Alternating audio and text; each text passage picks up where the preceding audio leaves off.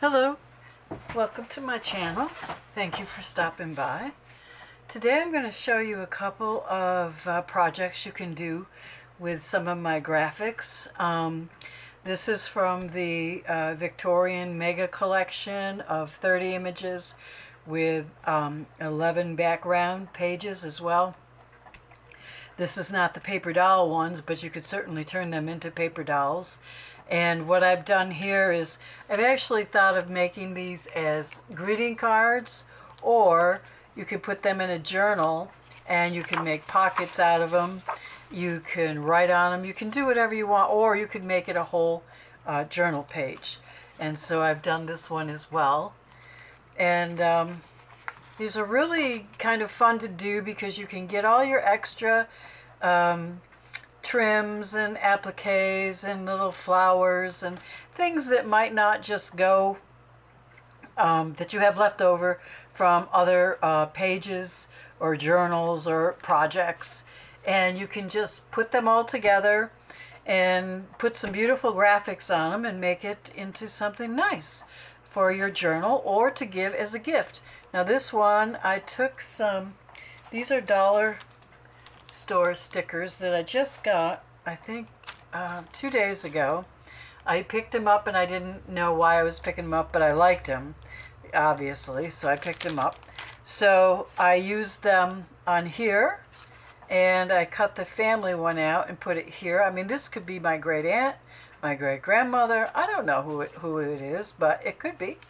And so I want to remember them, and I'll give them a beautiful cover and maybe put their pictures in here and add it to my journal. Of course, I would do more decorating in here, but probably just book pages with text on it and then pockets, you know. Make it simple, make the front beautiful, and then inside make it so you can use it useful. And the other collection that I used is from my Victorian home collection.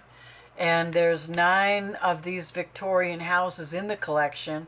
And a friend of mine, her name is Carol Toulson, she has a channel that I have followed for a long time, and I love everything she makes. She's so very talented, and she puts everything together beautifully. She took this collection and she made a wall hanging out of one of the houses. And it's just so pretty. And she just has a way with her projects that I really enjoy, and I love to hear her talk and explain. She tells you everything she does. So I mean, she's given all her her secrets away, but that's very kind of her too at the same time. So I'm going to leave a link for her channel in my description box, and also for her Etsy store, because she has a lot of nice things for sale. She also does resin butterflies. I couldn't believe it. I watched her do her resin butterflies, and I was like, oh my gosh. I used to do resin. I don't do resin anymore. I really don't have any reason to do it unless I'm going to make a gift. But it was so cool how she did that, and they are beautiful. So you're going to want to check out her channel for great inspiration on projects and how to do them, and her Etsy shop for gifts. If you need a birthday gift and you know Christmas is coming up, anniversaries, she has it all there. So please check out the link below and go to her store and tell her I sent you and then buy something. Okay, so she inspired me with her wall hanging. I said, I love these Victorian houses. I haven't done anything with them yet, so I'm going to do something with them. And here again, I was thinking of a greeting card, but I also think of a journal. And I could put a pocket here. I could put writing. I could journal here. And this welcome is from these Dollar Tree tags. It was on this here, and it was tape, you know, the foam tape, so it stood up. So I pulled it off of there and put it on here, and I thought that was pretty cool. I really, really like it. And I like how the card came out. And this could be a journaling card. This could also be a journaling page. You could flip this on a journal, put it in a page.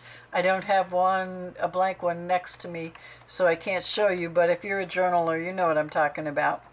And they're very simple.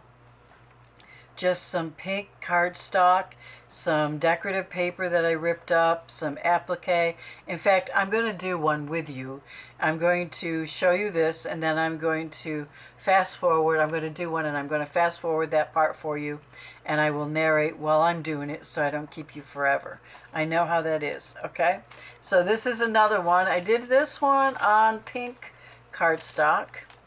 And I did this one on cream color just to see what the difference might be, because both of these houses have pink in them, same color coordinations. It's easier to do graphics if you do a bunch of things with the same color scheme. It's a lot easier to make more than one at a time.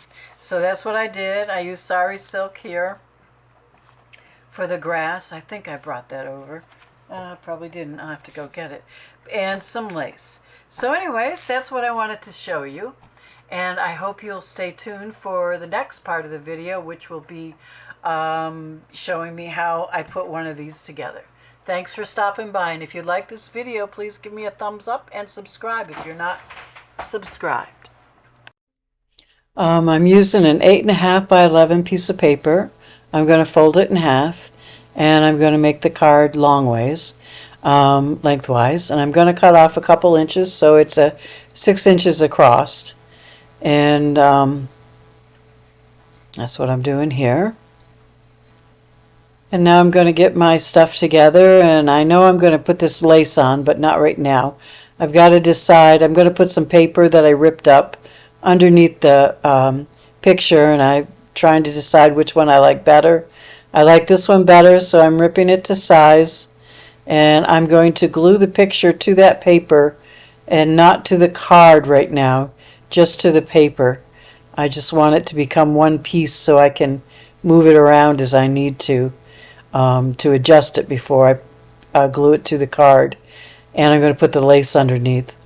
So I've got it where I want it about, but I'm going to put the lace under there. This is coffee dyed lace. And I'm letting it hang over the edge too. I like that look, you know. So it's stretch lace and I'm stretching it out, making it behave itself. Then I'm going to trim it.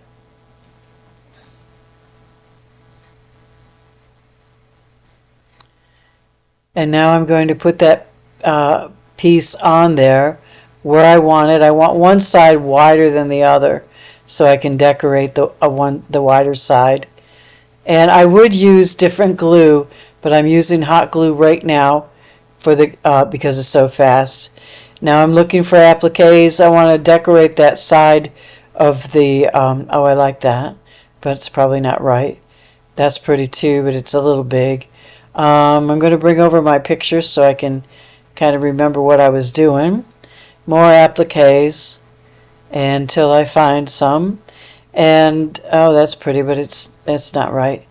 Okay, so here I have some cream colored appliques from a wedding gown. And sometimes when you can't find the right thing, the cream color, the neutral colors, they work, and then you can build up from there. So that's what I'm doing. I'm just going to put some pretty appliques down that are cream colored that, you know, they don't clash with anything. They look nice. But I would like to put a little pop of color in that corner if I can. So I'm looking around for more color to bring out the pink of the house. That's too big. That's too dark.